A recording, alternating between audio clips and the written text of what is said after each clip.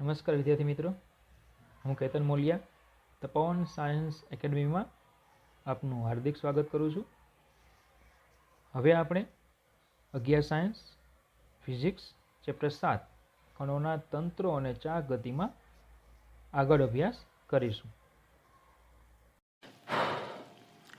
ચલો, topic number છે 7.6 કોણીય વેગ અને રેખીય વેગ વચ્ચેનો સંબંધ. તો ચાલો ચાક ગતિની પ્રસ્તાવના ભણી ગયા. હવે આપણે આગળ મુખ્ય ટોપિકો આપણે શરૂ કરીએ છીએ. તો ચાક ગતિમાં આપણે ધીમે ધીમે પાપા પગલી કરતા જઈએ. એમાં પહેલાં આપણે સમજવું પડશે કોણીય વેગ અને રેખીય વેગ. રેખીય વેગ આપણે ચેપ્ટર નંબર 4માં ભણી ગયા છીએ. સોરી, માફ કરજો, ચેપ્ટર નંબર 3માં આપણે વેગ વિશેની બધી માહિતી મળી ગઈ. બરાબર. એમાં સદિશ સાથેનો વેગ આપણે ચેપ્ટર 4માં ભણી ગયા. તો હવે છે કોણીય વેગ. ચાક ગતિમાં વ્યાખ્યાયિત થાય કોણીય વેગ. કોણીય વેગ અને રેખીય વેગ વચ્ચેનો આપણે સંબંધ મેળવવાનો છે. તો ધીમે ધીમે આપણે આગળ શરૂ કરીએ. તો ચલો, ધારો કે આ એક આપણો દ્રઢ પદાર્થ છે. બરાબર. તો આ શું છે? આપણો એક દ્રઢ પદાર્થ. આ છે એની સ્થિર ભ્રમણાક્ષ. ચલો, ભ્રમણાક્ષને અનુલક્ષીને આમ ફરે છે, ચાક ગતિ કરે છે. આ એક્સ અક્ષ, વાય અક્ષ એ પ્રમાણે અક્ષો આપેલી છે. ચલો, આપણે એવું ભણી ગયા કે પદાર્થ ચાક ગતિ કરે તો એનો કોઈ પણ કણ એ ભ્રમણાક્ષને લંબ એવા સમતલમાં વર્તુળમય ગતિ કરે છે.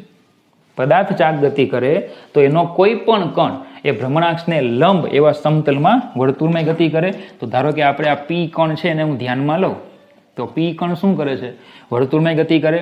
એ વર્તુળનું કેન્દ્ર ભ્રમણાક્ષ પર હોય અને ભ્રમણાક્ષથી લંબ અંતર જે છે એની શું હોય? ત્રિજ્યા.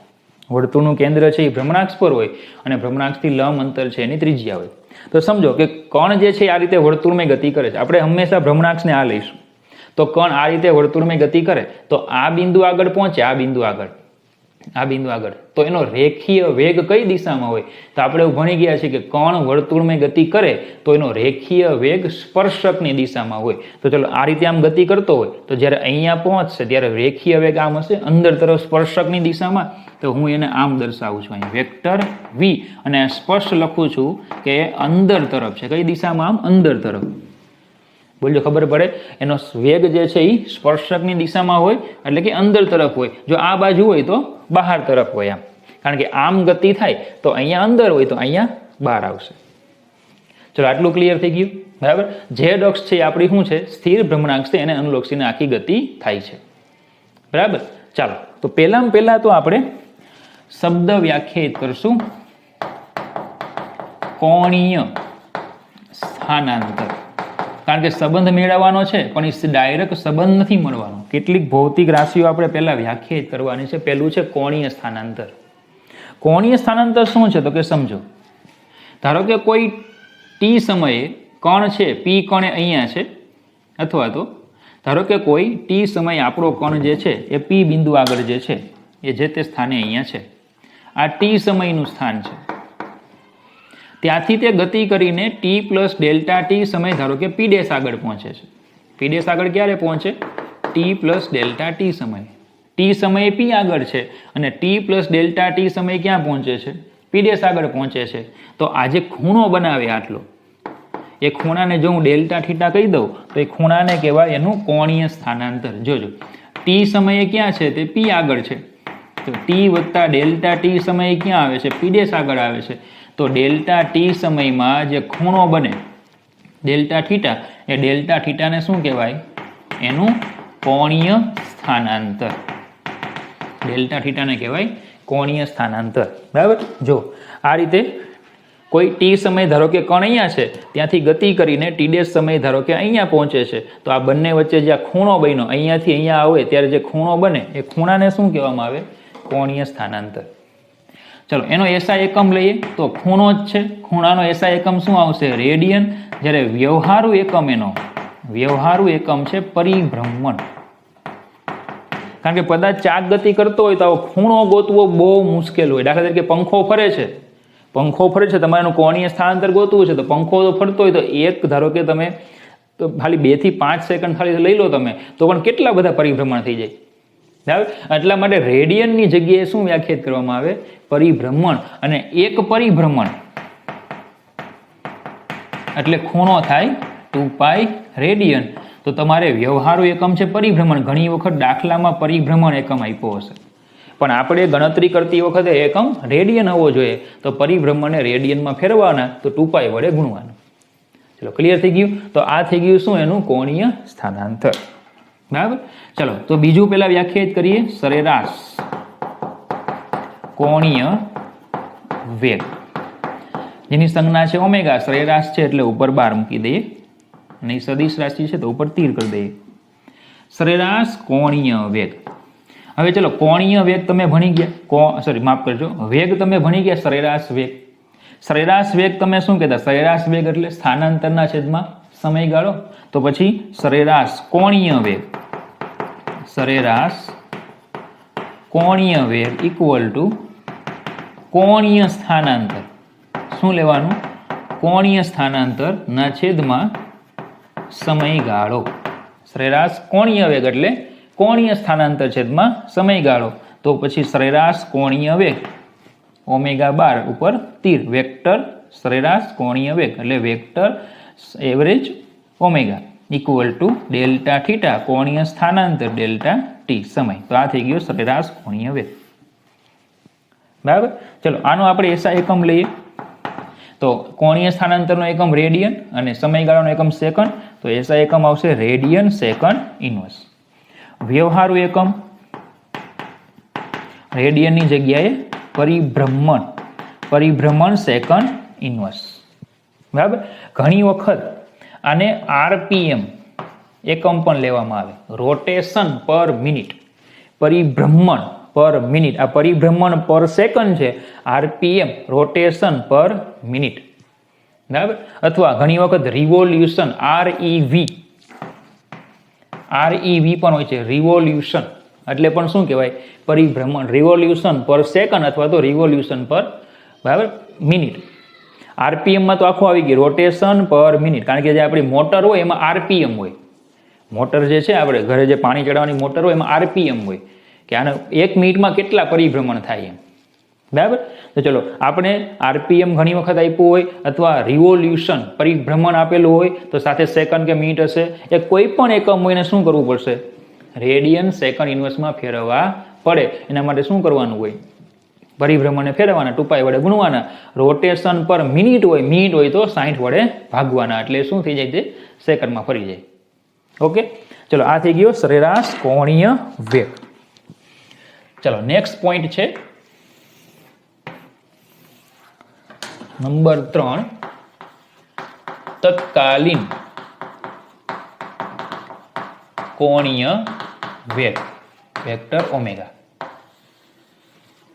ચલો તત્કાલીન કોણીય વેગ. હવે સરેરાશ વેગ પરથી તત્કાલીન કઈ રીતે મળે? તો આપણે ભણી ગયા છીએ ચેપ્ટર 3માં કે જે સરેરાશ કોણીય વેગ છે એમાં જો આપણે limit delta T tends to 0 લઈ લઈએ, સરેરાશ કોણીય વેગ જે આપણે માપીએ છીએ એમાં જો limit delta T tends to 0 લઈ લઈએ તો આપને શું મળશે? તત્કાલીન કોણીય વેગ. તો તત્કાલીન કોણીય વેગ vector omega equal to limit delta T tends to 0 delta theta by delta T. તો આવશે વેક્ટર ઓમેગા ઇક્વલ ટુ, માફ કરજો અહીંયા મારી જરા ભૂલ થઈ છે, ખરેખર અહીંયા વેક્ટર લખાય નહીં, ખાલી બાર લખાય, કારણ કે આ અદિશ રાશિ છે. કોણીય સ્થાનાંતર અદિશ છે એટલે અહીંયા તીર ન કરાય તો આને તીર ન કરાય. ઓકે. હા, કોણીય વેગ સદિશ છે, પણ આપણે હમણાં એની દિશાની ચર્ચા કરીએ. બરાબર. ચાલો તો આ થઈ જશે ઓમેગા ઇક્વલ ટુ, ચલો આ સૂક્ષ્મ ફેરફાર થઈ જશે. સૂક્ષ્મ ફેરફાર એટલે ડી થીટા બાય ડીટી. તો omega D theta by DT. બરાબર. તો આ થઈ ગયો તત્કાલીન કોણીય વેગ. ઓકે. ચલો નંબર 4 લઈએ કે રેખીય વેગ અને કોણીય વેગ વચ્ચેનો અદિશ સંબંધ. જોજો પહેલા આપણે અદિશ સંબંધની ચર્ચા કરીએ. રેખીય વેગ અને કોણીય વેગ વચ્ચેનો અદિશ, અદિશ એટલે ખાલી મૂલ્યનો સંબંધ. રેખીય વેગ એટલે v, કોણીય વેગ એટલે ઓમેગા. તો આમની વચ્ચેનો આપણે કયો સંબંધ જોઈએ છે? ખાલી મૂલ્યનો. તો એ સંબંધ આપણે ચેપ્ટર નંબર 4માં નિયમિત વર્તુળમય ગતિમાં ભણી ગયા છીએ. v equal to r omega. બોલો ભણી ગયા છીએ કે નહીં? ચેપ્ટર 4માં નિયમિત વર્તુળમય ગતિ હતી, એમાં આપણે આવો સંબંધ ભણી ગયા છીએ, v = r ઓમેગા. તો એ સીધું લઈ લેવાનું છે. તો જ્યાં r = વર્તુળ માર્ગની ત્રિજ્યા, આ જે કોણ છે એ જે વર્તુળમય ગતિ કરે છે આ, બરાબર, તો આ એનો રેખીય વેગ થઈ ગયો. ઓમેગાની દિશાની હમણાં આપણે ચર્ચા કરીએ, અને r એટલે જે આ વર્તુળ માર્ગે ગતિ કરે છે એની ત્રિજ્યા. બોલો ખબર પડે? બરાબર. ચલો આટલું ક્લિયર થઈ ગયું. રેખીય વેગ અને કોણીય વેગ વચ્ચેનો અદિશ સંબંધ v = r ઓમેગા આવે. બોલો ખબર પડી? બરાબર. ચાલો હવે ચલો આ સૂત્રને દ્રઢ પદાર્થના બધા કણો માટે લાગુ પાડી શકાય છે. કારણ કે v = r ઓમેગા એટલે આપણે એક કણ માટે લીધું. હવે દ્રઢ પદાર્થમાં તો આવા ઘણા બધા કણો હોય, તો આ જ સૂત્ર એ બધા કણો માટે તમે લાગુ પાડી શકો છો. મતલબ કે ધારો કે દ્રઢ પદાર્થમાં કોઈ આઈમો કણ આપણે લઈએ કે એની ત્રિજ્યા ધારો કે ri હોય અને એનો વેગ ધારો કે vi હોય, તો vi = ri ઓમેગા, જ્યાં i = 1 થી n, જ્યાં i = 1 થી n. તો v = r ઓમેગા એ આખા દ્રઢ પદાર્થને લાગુ પાડી શકાય. ધારો કે દ્રઢ પદાર્થનો કોઈ આઈમો કણ હોય અને ત્રિજ્યા એની ri હોય, રેખીય વેગ vi હોય, તો vi = ri ઓમેગા. એ સૂત્ર તમે એપ્લાય કરી શકો છો. ખબર પડે? હવે જે કણ અક્ષ ઉપર હોય તો એના માટે r = 0 થાય. ધારો કે અહીંયા કોઈ કણ છે, અક્ષ પર છે, તો એના માટે ત્રિજ્યા કેવી થાય? 0 થાય. બરાબર. જો r = 0 હોય તો આપણે અહીંયા r = 0 મૂકીએ તો પછી v = 0 થાય. અને બોલો આવું આપણે ભણી ગયા હતા કે સ્થિર ભ્રમણાક્ષના કિસ્સામાં અક્ષ પર જે કણ રહેલા હોય એનો વેગ હંમેશા શૂન્ય હોય. બોલો ભણી ગયા કે નહીં? સ્થિર ભ્રમણાક્ષના કિસ્સામાં અક્ષ પર જે કણ રહેલો હોય એનો વેગ હંમેશા કેવો હોય? શૂન્ય હોય. તો આ બધા કણ માટે છે, બધા માટે. આ અક્ષ પર જેટલા પણ કણ રહેલા હોય બધા માટે રેખીય વેગ હંમેશા કેવો હોય? 0 હોય. ખબર પડે? જે શું રજૂ કરે છે કે ભ્રમણાક્ષ કેવી છે? સ્થિર. ઓકે. હવે જો આ બધા કણો માટે આ સૂત્ર એક કણ માટે હતું, બધા કણો માટે મેં આ લખ્યું, તો એનો મતલબ એવો થાય કે જો પહેલા કણ માટે લખવું હોય તો v1 = r1 ઓમેગા, બીજા માટે લખવું હોય તો v2 = r2 ઓમેગા, ત્રીજા માટે લખવું હોય તો v3 = r3 ઓમેગા. પ્રશ્ન થાય તમને કે સર તો અહીંયા ω1 ω2 ω3 એવું કેમ નહીં? ખબર પડે? ω1 ω2 ω3 એવું કેમ નહીં? પહેલા કણ માટે r1 ω1 એવું કેમ નહીં? બધા કણ માટે તમે ઓમેગા સમાન કેમ લીધો? તો યાદ રાખજો, પદાર્થ ચાક ગતિ કરતો હોય ને તો તમામ કણોના કોણીય વેગ હંમેશા સમાન હોય છે. પદાર્થ જ્યારે શુદ્ધ ચાક ગતિ કરતો હોય ત્યારે બધા કણોના કોણીય વેગ હંમેશા સમાન હોય, અને આથી કણના કોણીય વેગને પદાર્થના કોણીય વેગ તરીકે લઈ શકાય છે. શું કહે છે? કણનો કોણીય વેગ એ પદાર્થના કોણીય વેગ તરીકે તમે લઈ શકો. શું કીધું મેં? પદાર્થ ચાક ગતિ કરતો હોય તો બધા જ કણોના કોણીય વેગ સમાન હોય. આથી તમને એમ પૂછે કે ભાઈ પદાર્થનો કોણીય વેગ કેટલો? તો તમે કોઈ એક કણનો કહી દો તોય ચાલે, કારણ કે જે કણોના કોણીય વેગ હશે એ જ કોનો હશે? પદાર્થનો. બોલજો, ખબર પડે? હવે તમને એમ થાય કે સર ખરેખર આવું છે? કઈ રીતે એમ? બધા કણોના કોણીય વેગ સમાન કેમ? ચલો સમજીએ. કે હમણાં દિવાળી વેકેશન ગયું, બરાબર. ધારો કે તમે વેન કરો છો કે મેળામાં જઈએ, તો પછી સોસાયટીવાળાને ખબર પડે તો એ બધા પણ એવું નક્કી કરે ચલો ટેમ્પો બાંધીને આપણે મેળામાં જઈએ. તો તમે વનિતા વિશ્રામમાં જાઓ છો મેળામાં, બરાબર. ચકડોળ જોઈ જાઓ છો, વેન કરો છો, ચલો ચકડોળમાં બેસીએ. તો બધા નક્કી કરે ચલો બધા જ બેસીએ. તો તમે આવું ચકડોળ પસંદ કર્યું, બુક કરાવ્યું ચકડોળ આખું, બરાબર. ચકડોળ તમે આવું બુક કરાવ્યું, બધાને ચકડોળ પર બેસવાનું છે. ચકડોળમાં આ રીતે તમને ખ્યાલ છે ડોમ હોય, તો ધારો કે આપણે સ્પેશિયલ ચકડોળ છે એમાં આટલા જ ડોમ છે, બરાબર. તો એક એક ડોમમાં એક એક વ્યક્તિ બેસે એવું સ્પેશિયલ ચકડોળ છે. એક એક ડોમમાં એક એક વ્યક્તિ બેસે. તો ધારો કે આ પ્રમાણે ડોમ હતો તો અહીંયા એ નામનો કોઈ વ્યક્તિ બેસી ગયો, ધારો કે અલ્પેશ, અહીંયા બી નામનો વ્યક્તિ બેસી ગયો બબીતા, સી નામનો કોઈ વ્યક્તિ બેસી ગયો ચંદ્રેશ, ડી નામનો કોઈ વ્યક્તિ બેસી ગયો ડોન, એક્સ વાય ઝેડ, એમ ઈ એફ જી એચ, આટલા વ્યક્તિઓ બેસી ગયા. હવે બીજા રિહાણા કે અમે રહી ગયા, આમનો હાલ બેસતું તો બધા સાથે. તો પછી એ બીજા બધા વ્યક્તિ એવું નક્કી કર્યું, જોજો બીજા બધા વ્યક્તિ એવું નક્કી કર્યું કે આપણે અહીંયા વચ્ચે વચ્ચે ટીંગાવું. શું? અહીંયા વચ્ચે વચ્ચે આપણે ટીંગાઈ જશું, બેસશું બધા સાથે જ. તો અહીંયા આઈ જે કે એલ એમ એન ઓ પી બધા વ્યક્તિઓ આવી ગયા. ક્લિયર આટલું? હવે ચકડોળ જે છે એ 45 ના ખૂણે ફરે. જોજો 45 ના ખૂણે ફરે. 45 ના ખૂણે ફરે, આ બધા ખૂણાઓ સરખા છે યાદ રાખજો. બરાબર, 45 ના ખૂણે ફરે તો એ છે એ બોલો બી ના સ્થાને આવી જાય, એટલે કે અહીંયા એ આવી જાય તો બી અહીંયા આવે, C D E F G અને એ ના સ્થાને એચ આવી જાય.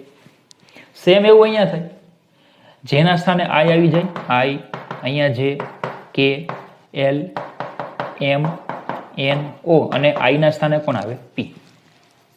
હવે સમજો કે એને બી આગળ પહોંચવા માટે જેટલો સમય લાગ્યો હશે એટલો જ સમયમાં બી છે એ સી પાસે પહોંચે, એટલા જ સમયમાં એમ છે એ એન પાસે પહોંચે, એટલા જ સમયમાં પી છે આઈ પાસે પહોંચે. બોલો, બધા માટે સમય સમાન. ક્લિયર? અને બધાનું કોણીય સ્થાનાંતર જુઓ, એનું કોણીય સ્થાનાંતર કેટલો ખૂણો બને? 45 મેં બધા ખૂણા કીધા. બીનું જુઓ 45, એમ કોઈ પણ કોણ લઈ લો, કેટલું કોણીય સ્થાનાંતર છે? 45. તો કોણીય સ્થાનાંતરે સમાન, સમયે સમાન, તો કોણીય વેગ કેવો હોય? સમાન.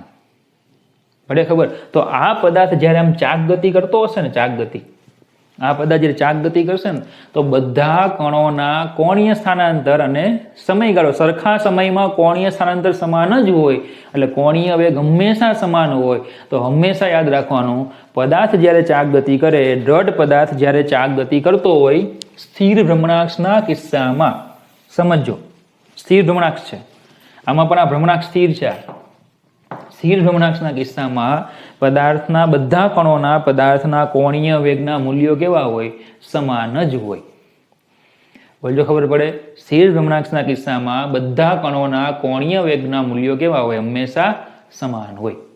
બરાબર? તો આપણે અહીંયા એક બાબત યાદ રાખવી જોઈએ. સમજો, આપણે એક ગતિ ભણી ગયા છીએ શુદ્ધ સ્થાનાંતરણ ગતિ, યાદ છે તમને? એની લાક્ષણિકતા એવી હતી કે બધા કણોના રેખીય વેગ સમાન હતા. યાદ છે? બધા કણો એક સરખા વેગથી ગતિ કરતા, બધા કણોના રેખીય વેગ કેવા હતા? સમાન હતા. તો સેમ અહીંયા છે શુદ્ધ ચાક ગતિ. શુદ્ધ ચાક ગતિ એની લાક્ષણિકતા બધા કણોના કોણીય વેગ સમાન હોય. બધા કણોના કોણીય વેગ કેવા હોય? સમાન હોય. બોલો, ખબર પડી? બરાબર? તો આટલો પોઈન્ટ ખબર પડી ગઈ. પેલો હતું સ્થાનાંતર, કોણીય સ્થાનાંતર ખબર પડે. ખૂણો, કોણીય સ્થાનાંતર એટલે ખૂણો. ટી સમયે પદાર્થ કંઈક અલગ સ્થાને હોય, ટી વત્તા ડેલ્ટા ટી સમય બીજા કોઈ સ્થાને આવે તો ડેલ્ટા ટી સમયમાં જેટલું સ્થાનાંતર થાય ને કોણીય સ્થાનાંતર કહેવાય. કોણીય સ્થાનાંતરના છેદમાં સમય એટલે કોણીય વેગ. ચલો, તત્કાલીન કોણીય વેગ, બંને વચ્ચે સંબંધ V બરાબર R ઓમેગા. બધા કણો માટે સૂત્ર લાગુ પાડવું હોય તો VI બરાબર RI ઓમેગા. ઓમેગા તમામ કણો માટે કેવો હોય? સમાન હોય. આથી કણના કોણીય વેગમાનને પદાર્થના કોણીય વેગમાન તરીકે લઈ શકાય. પાંચમું યાદ રાખવાનો પોઈન્ટ, શુદ્ધ સ્થાનાંતરણ ગતિમાં રેખીય વેગ સમાન હતો, તો શુદ્ધ ચાક ગતિમાં કોણીય વેગ સમાન હોય. બોલો, ખબર પડી? તો કેટલા પોઈન્ટ થયા આપણે અહીંયા? 4 પોઈન્ટ થયા. ચલો, પાંચમો પોઈન્ટ લઈએ. ચલો, પાંચમો પોઈન્ટ છે કોણીય વેગની દિશા. આપણે એમ કીધું કોણીય વેગ એ સદિશ રાશિ છે, તો કોણીય વેગની દિશા કઈ હોય? બરાબર? તો યાદ રાખજો, કોણીય વેગની દિશા છે ને એ રૈવાજિક રીતે નક્કી થાય. કઈ રીતે? રૈવાજિક રીતે, મતલબ કે પરંપરા મુજબ. પરંપરા છે, કોણીય વેગની દિશા પરંપરા પ્રમાણે નક્કી થાય. એ ટૂંકમાં રિવાજ છે. એ રિવાજ પ્રમાણે તમારે દિશા લેવાની છે. શું રિવાજ છે સમજો. ધારો કે મારી પાસે એક પદાર્થ છે જે ચાક ગતિ કરે છે, તો તમે એનો કોણીય વેગ બે રીતે ગોતી શકો. એક તો જમણા હાથના સ્ક્રૂના નિયમ મુજબ, અને બીજો છે જમણા હાથના અંગૂઠાના નિયમ મુજબ. જોજો, બે રીતે ગોતી શકાય. એક છે જમણા હાથના સ્ક્રૂનો નિયમ, બીજો છે જમણા હાથના અંગૂઠાનો નિયમ. શું કરવાનું? તો કે પદાર્થ જે અક્ષને અનુલક્ષીને ચાક ગતિ કરતો હોય એ અક્ષને સમાંતર જમણા હાથનો સ્ક્રૂ ગોઠવવાનો. બરાબર? આ જે અક્ષ છે એ અક્ષને સમાંતર જમણા હાથનો સ્ક્રૂ ગોઠવવાનો. બરાબર? પદાર્થ જેમ ફરતો હોય તેમ સ્ક્રૂને ફેરવવાનો. ચલો, સ્ક્રૂના નિયમો તમને યાદ હશે. વિષમઘડી દિશામાં ફેરવો તો સ્ક્રૂ બધા બહાર આવે, ખુલે. સમઘડીમાં ફેરવો તો બધા ફિટ થાય. બરાબર? તો સ્ક્રૂ જે છે, પદાર્થ જેમ ભ્રમણ કરતો હોય તેમ સ્ક્રૂને ફેરવવાનો. તો સ્ક્રૂને તમે આ રીતે ફેરવશો, તમે સ્ક્રૂ લઈ લો, સ્ક્રૂને ઉપર દિવાલમાં આ રીતે ફિટ કરો, તો બોલો આમ ફિટ થશે, તે અંદર જશે. મતલબ કે સ્ક્રૂ કઈ દિશામાં જશે? આમ. તો કોણીય વેગની દિશા એ હોય. તો પછી જો પદાર્થને આમ ફેરવો, ચલો ઉપર સ્ક્રૂ લાગેલો હોય, તમે એને આમ ફેરવશો ને તો એ ખુલશે એટલે નીચે આવશે. દિશા કઈ આવશે? આમ. તો કોણીય વેગની દિશા કઈ હશે? નીચે તરફ. ચલો ખબર પડે. બીજી રીતે જો તમારે જોતું હોય તો જમણા હાથના અંગૂઠાનો નિયમ. જમણો હાથ લેવાનો, બરાબર? અંગૂઠો ભ્રમણાક્ષને સમાંતર રાખવાનો. અંગૂઠો છે એ ભ્રમણાક્ષને સમાંતર રાખવાનો, અને પદાર્થ જેમ ફરતો હોય તેમ તમારે આંગળીઓને વીંટાળવાની. ભ્રમણાક્ષની આજુબાજુ વીંટાળવાની. પદાર્થ જેમ ફરતો હોય તેમ આંગળીઓને વીંટાળવાની. ચલો, પદાર્થ આમાં આમ ફરે છે તો આંગળીઓને આમ વીંટાળવાની. તો અંગૂઠો શું આપશે? તમે કોણીય વેગની દિશા. આંગળીઓ આમ વીંટાળવાની, અંગૂઠો તમને આપે કોણીય વેગની દિશા. ઓકે, ચલો. ભ્રમણાક્ષને સમાંતર જમણા હાથનો અંગૂઠો રાખવાનો. પદાર્થ જેમ ફરતો હોય તેમ આંગળીઓ વીંટાળવાની. હવે પદાર્થ તો આમ ફરે છે, આમ ફરે છે કે નહીં? તો શું આ હાથ લેવાનો? ના, હાથ તો જમણો જોવો જોઈએ. હાથ કયો હોવો જોઈએ? જમણો જોવો જોઈએ. તો પછી અંગૂઠો હવે બોલો આમ કરવો પડે. પદાર્થ જો આમ ફરે, પદાર્થ હવે આમ ફરે છે કે નહીં? તો અંગૂઠો ક્યાં આવ્યો? નીચે એટલે દિશા કઈ હશે? નીચે. ઓકે, તો યાદ રાખજો, ઓમેગાની દિશા હંમેશા રૈવાજિક રીતે નક્કી થાય. દિશા નક્કી કરવા શું કરવાનું? ભ્રમણાક્ષને સમાંતર જમણા હાથનો અંગૂઠો રાખવાનો. પદાર્થ જેમ ફરતો હોય તેમ આંગળીઓ ફેરવવાની, અથવા જો સ્ક્રૂનો નિયમ એપ્લાય કરો તોય ચાલે. ભ્રમણાક્ષને સમાંતર સ્ક્રૂ રાખો, પદાર્થ જેમ ફરે તેમ સ્ક્રૂને ફેરવો. સ્ક્રૂ જે દિશામાં આગળ વધે તે ઓમેગાની દિશા હોય. ઓકે, તો ચલો તમને હોમવર્કમાં એક આપું. દિશા, પંખો ફરે છે કે નહીં? તમારી પર પંખો ફરે છે. પંખો ફરે છે એટલે ચાક ગતિ કરતો પદાર્થ છે. તમારે એની મને દિશા કહેવાની. ક્યાં આવશે? બે ઓપ્શન છે, ઉપર કે નીચે. આની જેમ બે ઓપ્શન છે તમારી પાસે, ઉપર કે નીચે. એ મારો નંબર તમારી બધા પાસે હશે. 9913286696 પર વોટ્સઅપ કરીને મને જવાબ આપવાનો. નામની સાથે આ નંબર પર દિશા મોકલવાની કે સીલિંગ ફેન જે છે એની દિશા કઈ હશે, ઉપર તરફ કે નીચે તરફ. ઓકે, ચાલો. નંબર 6 છે. અને હવે સૌથી મહત્વનો પોઈન્ટ આવે છે કે જે આપણા ટોપિકનું નામ હતું, કોણીય વેગ અને રેખીય વેગ વચ્ચેનો સદિશ સંબંધ. કોણીય વેગ અને રેખીય વેગ વચ્ચેનો સદિશ સંબંધ. બરાબર? ચલો ધ્યાન આપજો. કોણીય વેગ અને રેખીય વેગ વચ્ચેનો આપણે સદિશ સંબંધ મેળવવા જઈ રહ્યા છીએ. અદિશ સંબંધ આપણી પાસે છે v બરાબર r ઓમેગા. અદિશ સંબંધ આપણી પાસે છે v બરાબર r ઓમેગા. ઓકે, હવે રેખીય વેગ એ કઈ રાશિ? સદિશ રાશિ છે. r છે એ કઈ રાશિ? ત્રિજ્યા સદિશ, એટલે સદિશ રાશિ છે. પ્રશ્ન પેલા તો એ છે કે ઓમેગા સદિશ છે કે અદિશ? તો મેં હમણાં અહીંયા તમને કહી દીધું કે ઓમેગા સદિશ છે. પણ આપણે અહીંયા સાબિત પણ કરી શકીએ કે ઓમેગા ખરેખર સદિશ છે. જો કઈ રીતે સાબિત થાય? તો કે જો આમાં v અને r એક જ દિશામાં જો હોય તો ઓમેગા છે એ અદિશ હોય,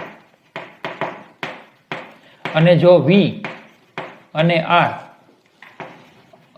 અલગ દિશામાં હોય તો ઓમેગા છે એ સદિશ હોય. સમજો. દાખલા તરીકે જો F બરાબર ma, તો બળ અને પ્રવેગ એક દિશામાં હોય. કેમ? કારણ કે દળ એ કઈ રાશિ? અદિશ. તો સેમ અહીંયા જો v અને r બે એક જ દિશામાં હશે તો ઓમેગા કઈ રાશિ હશે? અદિશ. જો ન હોય તો સદિશ. તો ચલો ચેક કરો, અહીંયા ચેક કરો. v અને r કઈ દિશામાં? ચેક કરો. v બોલો અંદર તરફ છે અને ત્રિજ્યા સદિશ બોલો આમ છે. તો ત્રિજ્યા સદિશ આમ અને v અંદર. બંને કઈ દિશામાં છે? વિરુદ્ધ દિશા, સોરી માફ કરજો, અલગ અલગ દિશાઓમાં છે. અલગ અલગ દિશામાં છે એટલે ફાઇનલ શું થાય? ઓમેગા કઈ રાશિ? સદિશ.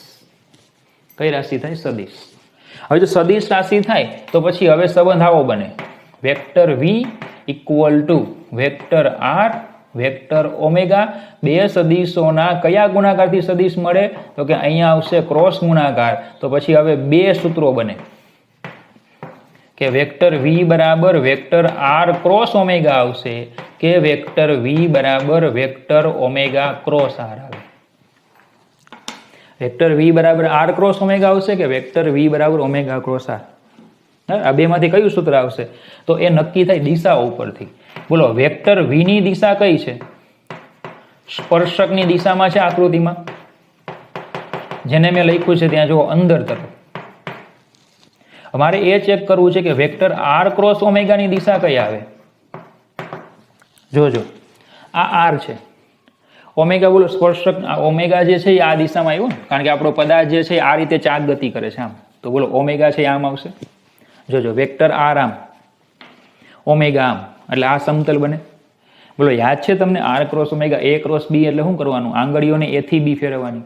તો આ r, આ ઓમેગા, તો r ક્રોસ ઓમેગા કરો, r ક્રોસ ઓમેગા કરો એટલે બોલો આ બહાર આવતી દિશા આવી કે નહીં? તો આની દિશા કઈ આવશે? સ્પર્શકની દિશામાં પણ બહાર તરફ. તો પછી ઓમેગા ક્રોસ r ની દિશા કઈ આવે? સ્પર્શકની દિશામાં પણ અંદર તરફ. તો પછી આ પણ અંદર તરફ, આ પણ અંદર તરફ. તો એનો મતલબ કે ફાઇનલ સૂત્ર શું આવે? વેક્ટર v બરાબર vector omega cross vector r. તો આ થઈ ગયો સદિશ સંબંધ, વેક્ટર v બરાબર vector omega cross vector r. જો હું લેખક હોત ને તો મેં આવું કહીને થિયરી પૂરી કરી દીધી હોત કે આ રીતે મને સદિશ સંબંધ મળે. બરાબર, આ થિયરી પૂરી કરી દીધી હોય. સદિશ સંબંધ ગોતો તો મળી ગયો, v equal to omega cross r. પણ અફસોસ હું લેખક નથી. બરાબર, હું લેખક નથી એટલે હવે તમારે ટેક્સ્ટબુકની થિયરી આપણે સ્ટાર્ટ કરીએ. આ જ સંબંધ લાવીએ. પણ જોજો ટેક્સ્ટબુકના લેખકો કઈ રીતે સંબંધ લાવે છે. આજે આપણે આકૃતિ દોરી ને, આ આકૃતિમાં અહીંયા દોરું છું ફરી છે. ખાલી આપણે કોણને ધ્યાનમાં રાખીએ. આ ભ્રમણાક્ષ હતી, આ ઉગમ બિંદુઓ, અહીંયા આપણે કોણ લીધેલો p, આનો સ્થાન સદિશ કહી દઉં છું હું r, આ લંબ અંતર કહી દઉં છું r લંબ, આ c કેન્દ્ર, અને આનો રેખીય વેગ હતો વેક્ટર v જે અંદર તરફ છે, અને આ છે વેક્ટર ઓમેગા. જોજો હમણાં આ r ને ભૂલી જતો, r એટલે ત્રિજ્યા લીધેલી કે નહીં, હમણાં એ કમ્પ્લીટલી ભૂલી જાવ, એકદમ ગજની બની જાવ, ગજની, તમને કશું યાદ નથી. તો ચલો આ સ્થાન સદિશ r, ઉગમ બિંદુથી કર્ણને જોડતો સદિશ, સ્થાન સદિશ r. પેલો r લંબ, કારણ કે લંબ અંતર છે, ભ્રમણાક્ષથી લંબ અંતર એટલે r લંબ. બરાબર, એટલે કે cp, વેક્ટર cp એટલે r લંબ થાય. વેક્ટર જે cp છે એ કેટલો થશે? વેક્ટર r લંબ. અને વેક્ટર op છે એ થઈ ગયો વેક્ટર r, સ્થાન સદિશ. ઓકે, ચાલો તો હવે આપણે લઈએ છીએ આમાં ઓમેગા ક્રોસ r. શું કામ આવું લઈએ છીએ? તો એવું લેખકે આપણે કીધું જ નથી, પણ હવે તમને ખબર પડી ગઈ છે ઓમેગા ક્રોસ r શું કામ લીધું, કારણ કે ખરેખર સૂત્ર આવું છે એટલે ખબર પડે. બરાબર, એટલે ઓમેગા ક્રોસ r સીધું લેખકે લીધું. ઓમેગા ક્રોસ r આપણે કરીએ તો ઓમેગા ક્રોસ r એટલે બોલો op છે, વેક્ટર op, આ વેક્ટર op થાય. હવે સદિશના નિયમ પ્રમાણે વેક્ટર op, તો બોલો આ એક સદિશ, આ બીજો સદિશ, તો બોલો એનો પરિણામી થઈ જાય. સદિશના નિયમો યાદ છે. એક સદિશ દોરવાનો, એના શીર્ષ પર બીજા સદિશનું પૂછ રહે તેમ બીજો દોરવાનો, પહેલાનું પૂછ અને છેલ્લાનું શીર્ષને જોડતો સદિશ એમનું પરિણામી સદિશ હોય. તો r બરાબર vector oc plus vector cp. Vector op એટલે વેક્ટર થઈ જશે oc પ્લસ વેક્ટર થઈ જશે cp. બોલજો આ પદ છે ને, આ પદ છે ને ઐતિહાસિક પદ છે. ચેપ્ટર 7 માં આ આકૃતિ અને આ પદ બહુ બધી વખત આવશે. ઇતિહાસ થઈ જાય, ઇતિહાસ. એટલે જોજો, omega cross R, omega cross OP, omega cross OP એટલે ઓસી વત્તા સીપી. ચલો આને કાઉન્સ છોડી દો એટલે આવું લખાય, omega cross OC plus omega cross CP, omega cross OC plus omega cross CP. Okay, ચલો હવે જોજો, ઓમેગા ક્રોસ ઓસી, બોલો ઓમેગા આમ છે, ઓસી પણ આમ છે, બંને વચ્ચે ખૂણો કેટલો? 0. અહીંયા ઓમેગા અને ઓસી વચ્ચેનો જે ખૂણો થશે કેવો થશે? થીટા બરાબર 0. ક્રોસ ગુણાકાર છે એટલે સાઇન થીટા આવે, સાઇન 0 0 થાય. એટલે બોલો આ તો નીકળી જાય. તો ફાઇનલી ઓમેગા ક્રોસ આર એટલે શું વધશે? Omega cross CP. ચલો સીપી એટલે આર લંબ છે, તો ઓમેગા ક્રોસ આર લંબ. તો બોલજો, જોજો, ઓમેગા ક્રોસ આર અને અહીંયા છે ઓમેગા ક્રોસ આર લંબ. તો આપને શું માહિતી મળે કે જે આર છે ને એ જ ખરેખર આપણે શું લઈ લેવાના? આર લંબ. આર જે છે આ સૂત્રમાં આર છે એ ખરેખર આપણે શું લઈ લેવાના? આર લંબ. હવે જો એનો મતલબ શું થાય કે આપણે ખરેખર લખીએ ઓમેગા ક્રોસ આર. આર એટલે હંમેશા આ સ્થાન સદિશ હોય, પણ સ્થાન સદિશ પ્રમાણે ગણતરી કરો તો આ તો 0 થઈ જાય. તો અલ્ટિમેટ અહીંયા આરની જગ્યાએ શું આવી જાય છે? આર લંબ. અને એટલા માટે આપણે આર એટલે છે ને ત્રિજ્યા સદિશ લઈ લેવાનો. આર લંબ ને એવું નહીં લેવાનું કે પછી આ પણ નહીં લેવાનું. આપણે ડાયરેક્ટ જ શું લઈ લેવાનું? આર લંબ. એ જ આર. ટૂંકમાં આને જ શું કહી દેવાનો? આર. ક્લિયર થાય તમને? શું ફરીથી જો આર લઈશું ને, ખરેખર સૂત્રમાં આર લેવાનો હોય, સ્થાન સદિશ લેવાનો હોય, એ સાચી વાત છે. પણ આર લઈશું તો આપણી આ ગણતરી પ્રમાણે આ તો 0 થઈ જશે. એટલે આરની જગ્યાએ અલ્ટિમેટ આર લંબ આવી જશે. તો આપણે કામ કરીએ ને, આને આર લંબ એવું નામ ન આપીએ અને આને જ આપણે આર કહી દેશું અને આ રીતે લખશું. અને હંમેશા યાદ રાખશું કે આ આર એટલે શું છે? ત્રિજ્યા સદિશ છે. શું છે એ? ત્રિજ્યા સદિશ. ઓકે, ચાલો હવે જો ઓમેગા ક્રોસ આર લંબ આવ્યું, બરાબર, અથવા તો ઓમેગા ક્રોસ સીપી આવી ગયું. હવે હું ઓમેગા ક્રોસ સીપી જે છે એની હું દિશાની ચર્ચા કરું. ચલો એની દિશા તો કે નંબર 1, બે સદિશોના સદિશ ગુણાકારની દિશા એટલે એ બંનેને લંબ હોય. યાદ હશે તમને કે વેક્ટર એ ક્રોસ વેક્ટર બી બરાબર વેક્ટર સી હોય તો વેક્ટર સી છે એ એને પણ લંબ હોય અને વેક્ટર સી છે એ બી ને પણ લંબ હોય.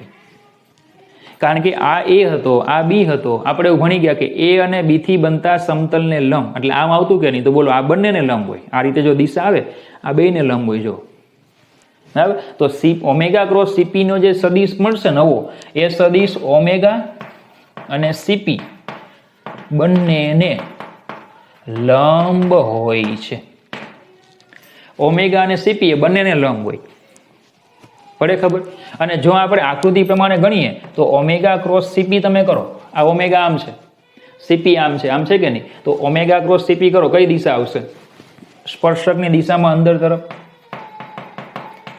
સ્પર્શકની દિશામાં એટલે કે અંદર તરફ છે, બરાબર. અને વેક્ટર વી ની દિશા કઈ હતી? એ પણ સ્પર્શકની દિશામાં અને અંદર તરફ હતી. તો એનો મતલબ કે વેક્ટર વી એટલે જ શું થઈ જાય? Vector omega cross vector CP એટલે કે vector omega cross vector R લંબ. પણ આપણે હંમેશા લખશું વેક્ટર વી બરાબર ઓમેગા ક્રોસ આર અને યાદ રાખશું કે આર શું છે? ત્રિજ્યા સદિશ છે. પણ જોજો હજી તો ખાલી દિશા સમાન થઈ. મૂલ્ય ચેક કરી લઈએ. મૂલ્ય ચેક કરીએ. ઓમેગા ક્રોસ સીપી નું મૂલ્ય શું થાય? તો કે ઓમેગા સીપી સાઇન π/2.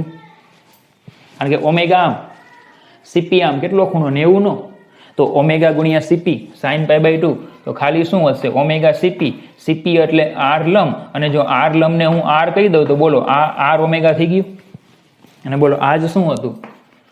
વી નું મૂલ્ય હતું કે નહીં? V equal to R omega. Clear? તો આ રીતે આપણને ટેક્સ્ટબુક પ્રમાણે આ થિયરી મળે. આ ટેક્સ્ટબુકની મેથડ અને આ મારી મેથડ. લખવાની કઈ? આ યાદ રાખવાનું શું? ખાલી સૂત્ર ઓમેગા ક્રોસ આર. શું યાદ રાખવાનું? આર એટલે શું લઈ લેવાનું? ત્રિજ્યા સદિશ. આર લંબ એવું ન લખતા, ત્રિજ્યા સદિશ. આ કન્સેપ્ટ યાદ રાખવાનો. બાકી જ્યારે લખવાનું થશે ને ત્યારે આપણે બધી જગ્યાએ આ આકૃતિ છે ને બહુ બધી વખત આવશે અને બધી વખતે હું આર લંબ કરીશ અને પછી સાબિત કરીશ કે આર લંબ એટલે જ આર. ક્લિયર આટલું? ચલો આટલી વાત ખબર પડી ગઈ બરાબર. ચલો આમાં સાથે એક નાનો અમસ્તો બીજો પોઈન્ટ છે કે યાદ રાખવાનો પોઈન્ટ કહું તો પણ ચાલે. અહીંયા લખી નાખીએ આપણે એને. યાદ રાખો. શું યાદ રાખવાનું છે?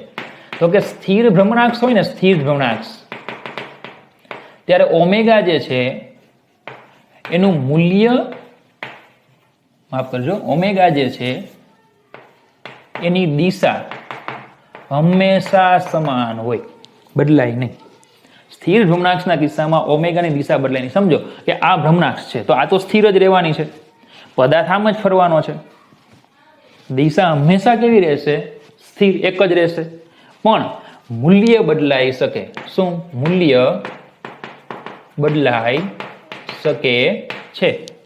મતલબ કે પદાર્થ છે આમ ધીમે ધીમે ફરે, ઝડપથી ફરે તો મૂલ્ય બદલાઈ જાય. દાખલા તરીકે તમને પંખાનું મેં કીધું બરાબર, તો સીલિંગ ફેન ફરતો હોય, તમે સ્વિચ ઓન કરશો એટલે પહેલા ધીમે ધીમે ફરશે, પછી ઝડપ વધતી જશે, તો ઓમેગાનું મૂલ્ય કેવું થાય? બદલાય.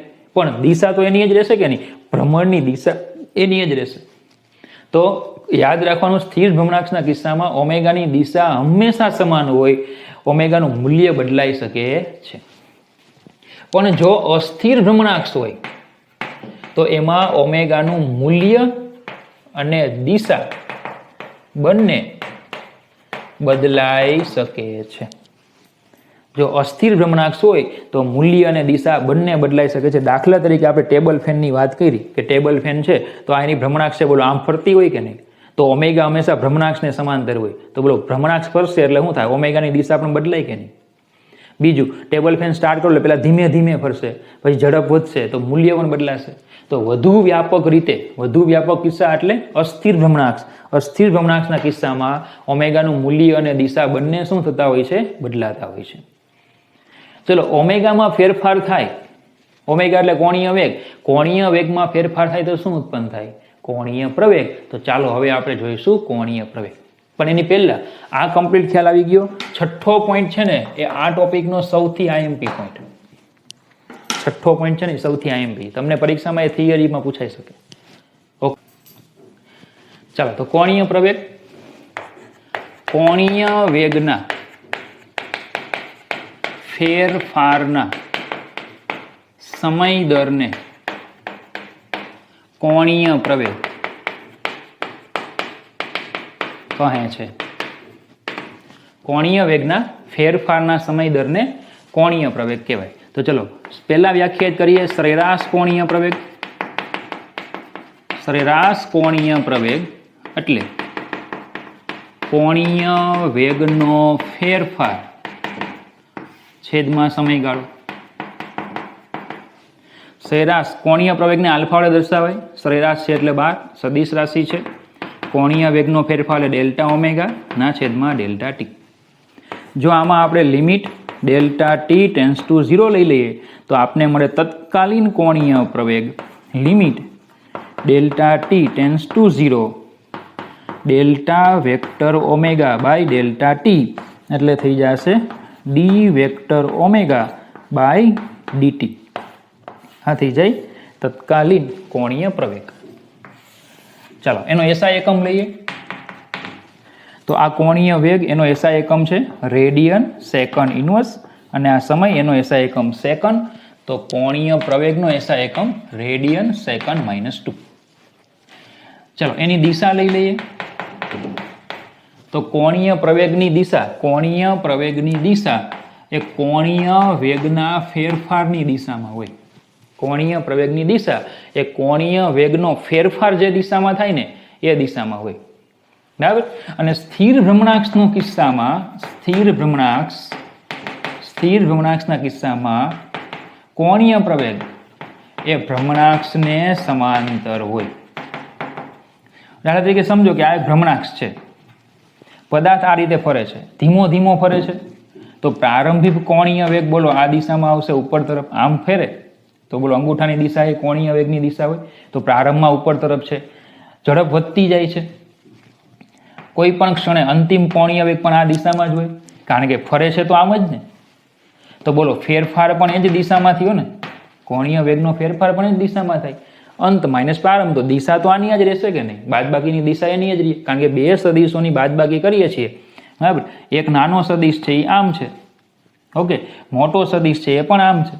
બંને સદિશો એક દિશામાં હોય, એક નાનો સદિશ છે એક મોટો સદિશ છે, બંને સદિશો આ એક દિશામાં છે તો એનો ફેરફાર પણ એ જ દિશામાં થાય. બોલજો ખબર પડે, બરાબર. તો પછી કોણીય પ્રવેગ પણ કેવો આવશે, એ જ દિશામાં આવશે. આપણે બે સદિશોની બાદબાકી ભણી ગયા છીએ કે વેક્ટર એ અને આ ધારો કે છે વેક્ટર બી, તો મારે એ માઇનસ બી, સોરી માફ કરજો, બી માઇનસ એ કરવા છે, અંત માઇનસ પ્રારંભ.